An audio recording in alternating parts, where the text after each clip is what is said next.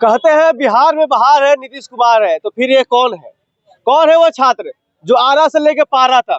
अभी मैं हूँ पटना सचिवालय और यहाँ जो है जो दिख रहे हैं ये जो व्यक्ति है कोई सामान्य व्यक्ति नहीं है। ये उन छात्रों की आवाज लेकर आए, उन बेरोजगारों की आवाज लेकर आए जिनसे सरकार शायद वाकिफ नहीं है या सरकार ध्यान नहीं दे रही है। हमारे साथ जो पैरा मेडिकल एसोसिएशन के प्रदेश अध्यक्ष भारत भूषण जी है। सर बहुत बहुत स्वागत है आपका। बहुत बहुत धन्यवाद आप सबको जो हमारी आवाज़ को आम जन तक, सरकार तक पहुंचाने का आपने कष्ट किया और हम तक आए हैं, इसके लिए धन्यवाद आपका। ये आज बिहार विधानसभा मार्च जो है सो प्रस्तावित था, आज नहीं, एक महीने से हम लोग इसका तैयारी कर रहे थे जी। और कई सारे जेन्युइन मुद्दा हैं राज्य के लाखों पैरामेडिकल छात्र, नर्सिंग, फार्मेसी छात्रों से जुड़ा हुआ उन विषयों को लेकर के, जिसमें महत्वपूर्ण मुद्दा था कि राज्य के सभी नियुक्तों में डोमिसाइल लागू हो जी। साथ ही साथ राज्य में जो पैरामेडिकल काउंसिल का गठन किया गया, वो काउंसिल का गठन भी पिछले साल हुआ था। मतलब कि पिछले साल भी हम लोग विधानसभा में आज किए थे, उसके कुछ दिन बाद सरकार एक्शन में आकर के काउंसिल का गठन की, लेकिन उस काउंसिल में आज तक रजिस्ट्रेशन प्रक्रिया जो है सो प्रारंभ नहीं हो सका, बच्चों का निबंधन नहीं हो पाया, कागजी रह गया। कागजी रह गया, मतलब कि गठन हुआ कागज पे, धरातल पर नहीं आया। तो सरकार से हमारी मांग है कि उसको भी जल्द से जल्द जो है किया जाए। साथ साथ जो नए कोर्सेज राज्य में चालू किए गए 2021 में जी, उन कोर्सेज से जुड़े सभी पद सृजन हो सभी अस्पतालों में, पीएचसी से लेकर मेडिकल कॉलेज तक, और सभी जगह जो है तो उस पर बहाली भी हो। साथ साथ 2023 बैच के जो बच्चे एडमिशन लिए लाखों की संख्या में, राज्य के लगभग पैरामेडिकल, फार्मेसी, नर्सिंग सब मिलाकर 500 कॉलेज में लाखों की संख्या में जो बच्चों का एडमिशन हुआ, उसका अभी तक न पंजीयन हो पाया है, न परीक्षा हो पाया प्रथम वर्ष का। तो इसके लिए हम लोग लगातार प्रयास करते रहे हैं और उसी सब परिप्रेक्ष्य में जो है सो ये प्रोटेस्ट था, विधानसभा मार्च था। इस पर जो है सो त्वरित पहल करें जी। अन्यथा हम लोग ये विधानसभा मार्च है, हो सकता है राजभवन मार्च भी करें, हो सकता है मुख्यमंत्री का घेराव करें, हो सकता है मुख्यमंत्री जी के किसी भी प्रोग्राम में हम लोग जाकर के बाधित करें, क्योंकि हम लोग मजबूत, देखिए घर परिवार में जब बच्चा पढ़ता रहता है तो गार्जियन उसको अप्रिशिएट करता रहता है, हाँ ठीक है मेडिकल कॉलेज में पढ़ रहा है, लेकिन हम जैसे मिडिल क्लास के बच्चों का बहुत सारे लोग उम्मीद लगाए हुए हैं कि हम लोगों का बच्चा कुछ बेहतर करेगा, कुछ बेहतर करेगा, लेकिन धरातल पर कुछ दिख नहीं रहा। दुर्भाग्य की बात यह है कि बिहार में बच्चे डिप्लोमा कर लेते हैं, लेकिन ग्रेजुएशन के लिए कॉलेज नहीं है, पोस्ट ग्रेजुएशन के लिए कॉलेज नहीं है। आप क्या कुछ कहना चाहेंगे इस मुद्दे पे? मेरा कहना है कि जो डोमिसाइल नीति है वो बिहार में लागू होना चाहिए। बिहार के बच्चे को अधिकार मिलना चाहिए, क्योंकि बाहर के जो राज्य के बच्चे हैं जो बिहार में आकर नौकरी ले रहे हैं, उसको हम ये कहना चाहते हैं कि मेरे अंगने में तुम्हारा क्या काम है। तो जो बिहार के अलग राज्य के बच्चा है उसको यहाँ नौकरी में नहीं लिया जाए। हम लोग दिन रात मेहनत किए हैं, सरकारी संस्थान से पढ़े हैं और प्राइवेट संस्थान से भी बच्चे हैं, उनको रोजगार यहाँ मिलना चाहिए ताकि बिहार का बच्चे का भविष्य उज्जवल हो। 25 चल रहा है, 8 साल से बैठे हैं बेरोजगार, इसका जवानी बर्बाद हो रहा है ना, जवानी बर्बाद हो रहा है, पूरा बर्बाद हो चुका है। देश का काम आ रहा है, न राज्य का काम, न समाज के, न माई बाप के, कौना काम के जवानी। ये तो सरकार को ना सोचना चाहिए कि हमारे बच्चे बेरोजगार क्यों बैठे हैं और बाहर के जो बूढ़ पुरान सब है सबको लाला बिहार में दे रहे हैं नौकरी। तो ये बड़ी दुख की बात है, ये हम लोग के साथ सौतेला व्यवहार किया जा रहा है और हम लोग ये बर्दाश्त नहीं करेंगे। परिचय दीजिए अपना। मेरा नाम सुरेंद्र सोनवा, प्रधान महासचिव पैरामेडिकल एसोसिएशन ऑफ बिहार। आप क्या कुछ इस मुद्दे को देखते हैं, कैसे देखते हैं इस मुद्दे को? देखिए, हमारा प्रमुख मुद्दा है डोमिसाइल लागू करना बिहार में। ये मुद्दा हमारा ही नहीं है, सिर्फ एक किसी छात्र का नहीं है। बिहार में जितने भी बेरोजगार छात्र हैं, चाहे वो पैरामेडिकल का हो, नर्सिंग का हो, फार्मेसी का छात्र हो या अन्य कोई भी छात्र हो, जो बिहार में जितनी भी बहाली आती है उसमें बिहार के छात्रों को रोजगार मिलना चाहिए।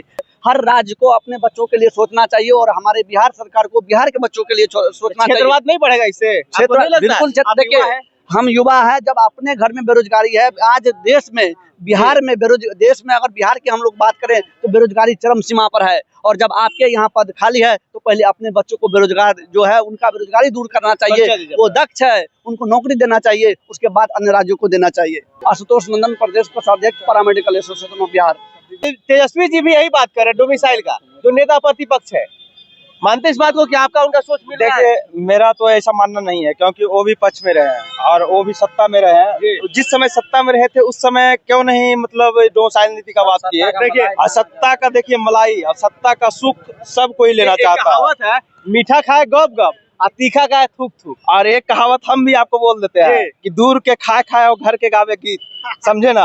ये चीज आपको बता रहे हैं। आज बिहार का दुर्दशा है, जो हम लोग इस तरह से बेरोजगार, हताश, निराश रोड पे आपके सामने इंटरव्यू दे रहे हैं, ये बहुत बड़ी दुर्भाग्य है। आज यदि हम लोग नौकरी करते तो हम यहाँ पे आपके सामने नहीं दिखते, लेकिन बिहार सरकार की दुर्दशा और हम लोग की दुर्भाग्यपूर्ण के कारण हम लोग आज रोड पर आंदोलन किए थे।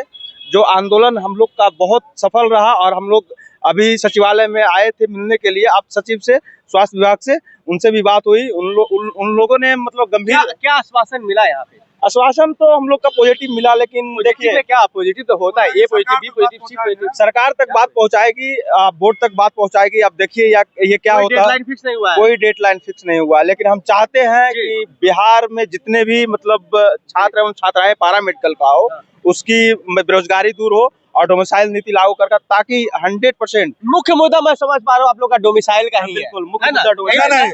डोमिसाइल के मुद्दा के साथ साथ बिहार में जो पारा मेडिकल का काउंसिल का जो गठन हुआ है उसमें रजिस्ट्रेशन अभी तक चालू नहीं हुआ। तो मेरा कहना है कि जो भी वैकेंसी आया है बीटीएससी आयोग के द्वारा, उस वैकेंसी में फर्जी जो डॉक्यूमेंट लेके आए अदर स्टेट से, फर्जी बहाली बंद हो और फर्जी डॉक्यूमेंट के लिए पारा मेडिकल काउंसिल में रजिस्ट्रेशन होना बहुत जरूरी है। तो इसी बीच में पारा मेडिकल का रजिस्ट्रेशन होना अति आवश्यक है। स्वास्थ्य विभाग द्वारा जो है कोविड में हम लोग को लैब टेक्नीशियन सबको रखा गया था। जी, कोविड में आप काम किए हैं? बिल्कुल काम किए हैं। अरे वाह, आप तो पहले कोविड योद्धा है, इसलिए दिल से सैल्यूट है यार आपको। Thank you. और इसमें वैसे कितने जाने बचा है? एक दिन में 1.5 लाख टेस्ट जो है सो होता था। क्या एक दिन में? कोविड का 1.5 लाख टेस्ट होता था एक दिन में, जो कि बिहार सरकार के पोर्टल पे भी है जी। उसमें कहना ये है कि जब जिस समय स्वास्थ्य विभाग में जो है लैब टेक्नीशियन जो है उस समय जो है सो मुख्य रीढ़ की हड्डी थी, खासकर जो है सो टेस्ट के मामले में, कोविड टेस्ट के मामले में। और अभी जो है कहा जा रहा है कि मतलब कि जो प्रयोगशाला प्रवैधिक का जो पद आया है 2969, उसमें जो है कोविड वाले को जो है सो स्पेशल मतलब वेटेज नहीं दिया, अनुभव का लाभ नहीं दिया जा रहा है। क्यों, ऐसा क्यों? अब वो तो सरकार जो कोरोना में काम कर लिया, जो कोविड में काम कर लिया, उसको आप अनुभव और नहीं दे रहे, किसको देंगे भैया? इतना ही नहीं, जान पे खेला है लड़का लोग। बगल के जितने भी राज्य हैं उस सब में जो है सो कोविड एलटी सबका जो स्पेशल मतलब हम लोग मतलब 1 साल काम करने पे 5 मार्क्स अगर देंगे तो 5 मार्क्स देंगे, जबकि दूसरे राज्यों में सिर्फ 6 महीने काम करने पे जो है सो उनको 5 मार्क्स दिया जा रहा है, यानी 1 साल काम करने पे 10 मार्क्स।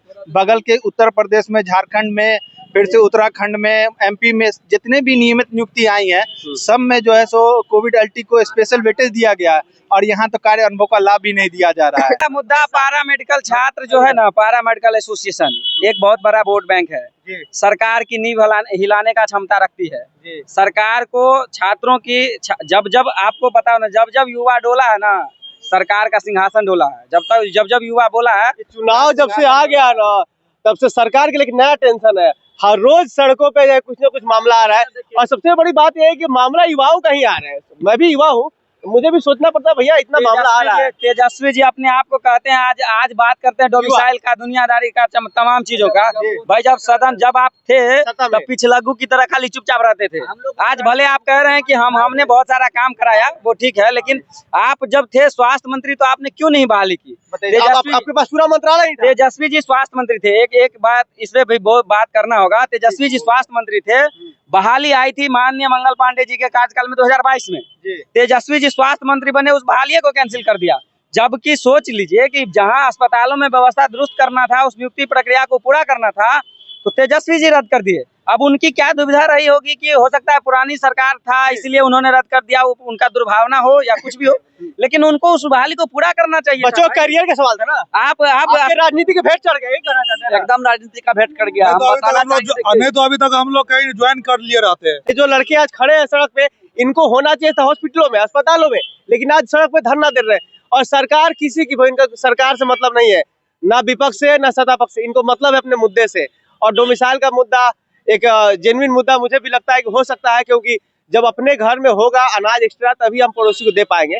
ठीक है, आपकी भावना अच्छी है, थोड़ा बहुत दे दीजिए, अलग बात है, लेकिन अपना बच्चा भी भूखा ना मरे। मैं भी युवा हूँ, युवाओं का दर्द अच्छे से समझता हूँ। आए दिन युवा सड़क पर उतरते, क्यों ऐसा हो रहा है? रोजगार पर कब सरकार समझ पाएगी कि हाँ भाई अपने यहाँ भी जरूरी है। टीचरों की इतनी बड़ी बहाली हुई, तो बच्चों का कहना कहीं से मुझे गलत नहीं लगता है। अब क्या कुछ सोचते हैं आप दर्शक, मैं आपके ऊपर छोड़ता हूँ। जय बिहार।